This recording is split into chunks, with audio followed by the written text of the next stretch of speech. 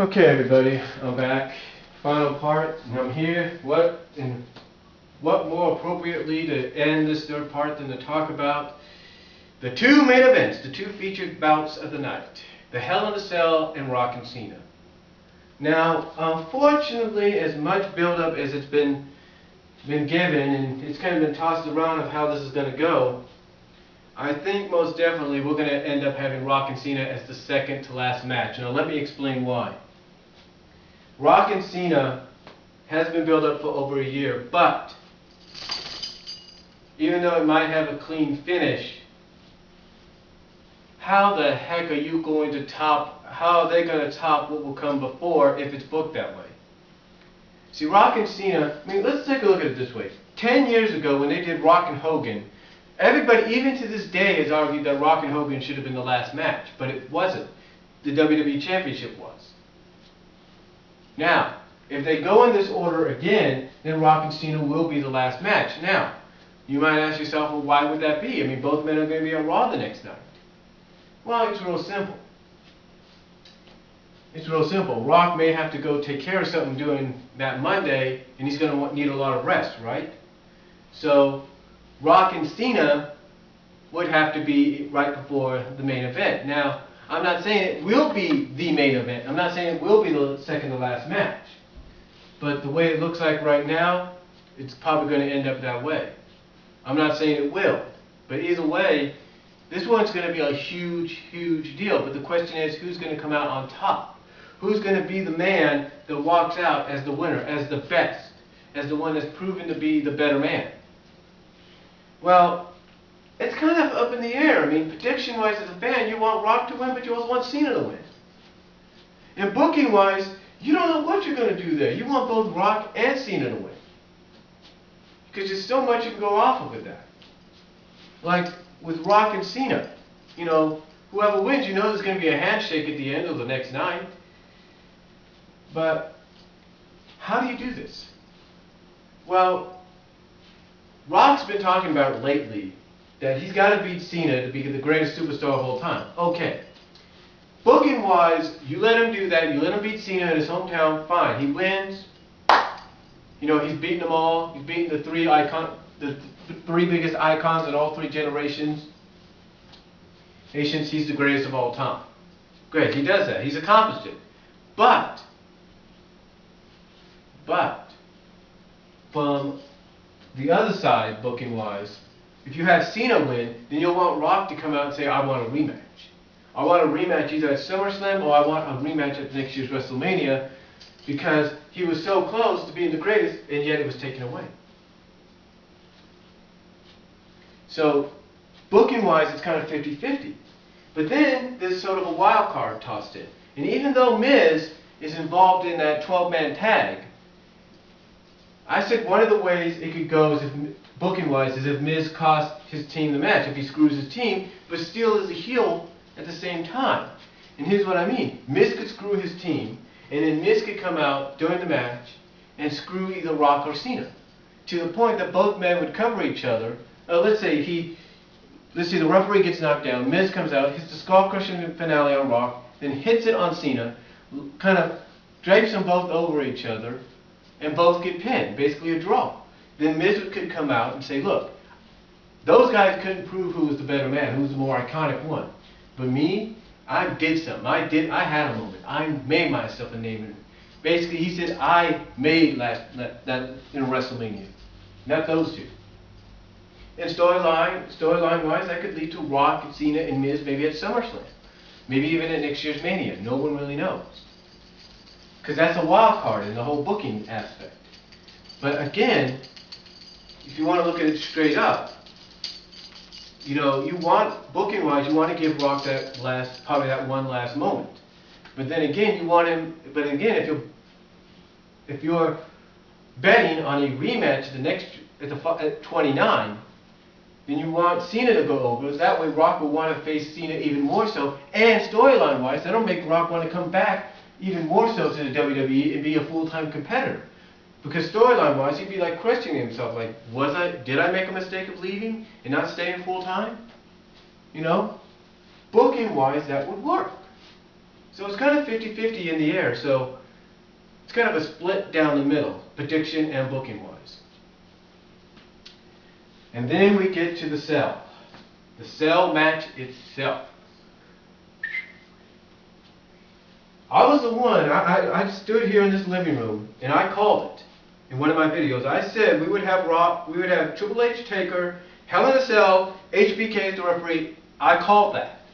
And you can go look back on my videos and you can see that. But, you know, here's the thing.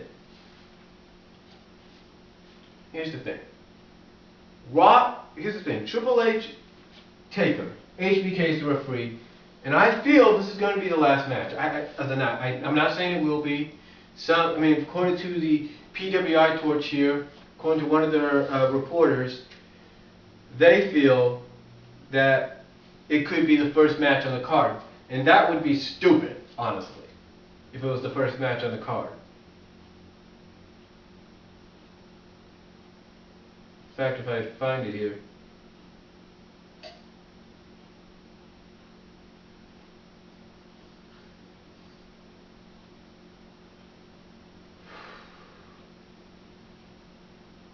Here it is. But that would be stupid if you're going to begin the night with that, because then how is everybody else going to follow up on that? How? Nobody is. That's a stupid thing. According to, I think, what's his name? I don't even know who did this one. John Kudo. Well, John Kudo, you're wrong. It's not going to end up like that.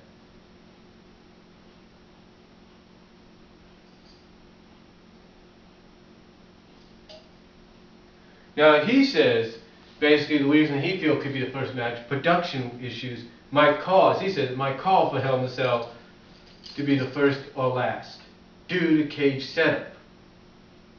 Due to cage setup timings. And that might be true. So there's no doubt it's going to be last. There's no doubt about it. But the question is, who wins? Well, with HBK in the middle of things, prediction-wise, you want Taker to go 20-0. But if you're on the Triple H bandwagon, like my nephew Andrew is, you want Triple H to win so you can win a bet. But here's the thing. Here's the thing that I am so looking at. According to numerous sources, they're planning on announcing next year's WrestleMania 29's main event once again on Raw the next night. Now, either it's Rock and Cena #2, or as they're hoping, or as strong indications are going towards HBK Triple H. Well, there you go. But the question is that how it's going to happen? No one really knows. But you see, because we don't know, it doesn't mean it won't happen or will happen. Now again, the prediction's kind of 50-50, but I think more so people want Taker to go 20-0. Because it might be his last time. This might be his last match, according to some. But some want Triple H to win because he could at least go out and say, hey, I did it. When no one else couldn't, when I couldn't do it 2 times before, I finally on the 3rd time did it. And that could play into the old adjective storyline-wise of 3rd time's a charm.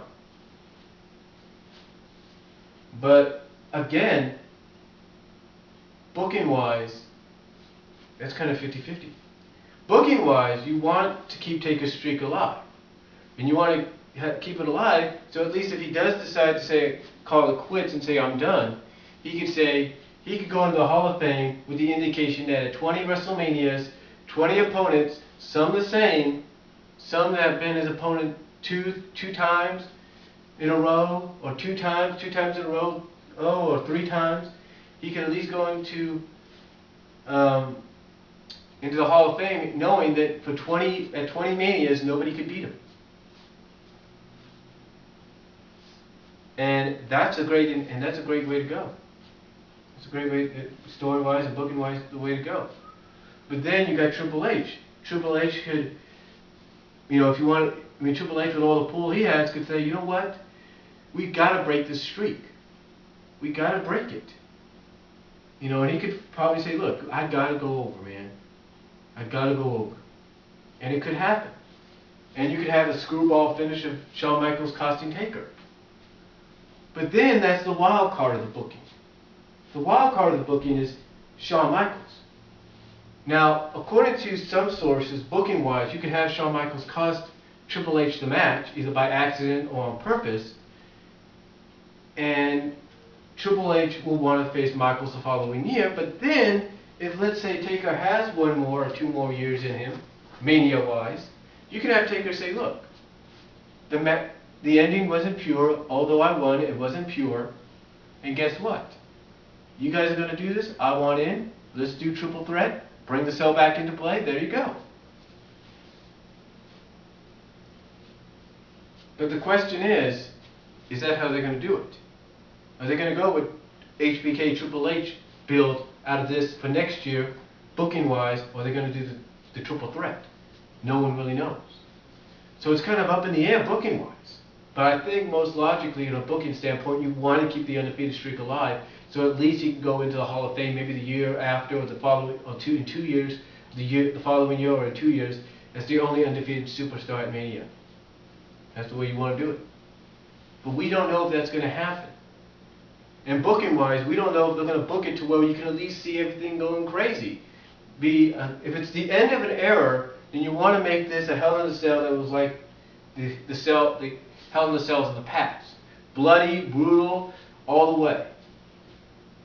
But the question is that going to happen? I don't know.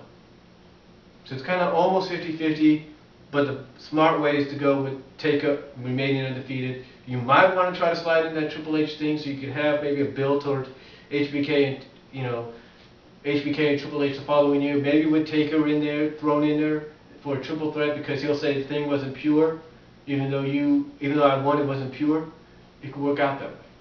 So that's all I could say. Thank you for watching this 3-parter on my WrestleMania predictions and WrestleMania 28 preview and predictions and booking. Comment down below, and I'll talk to you all later.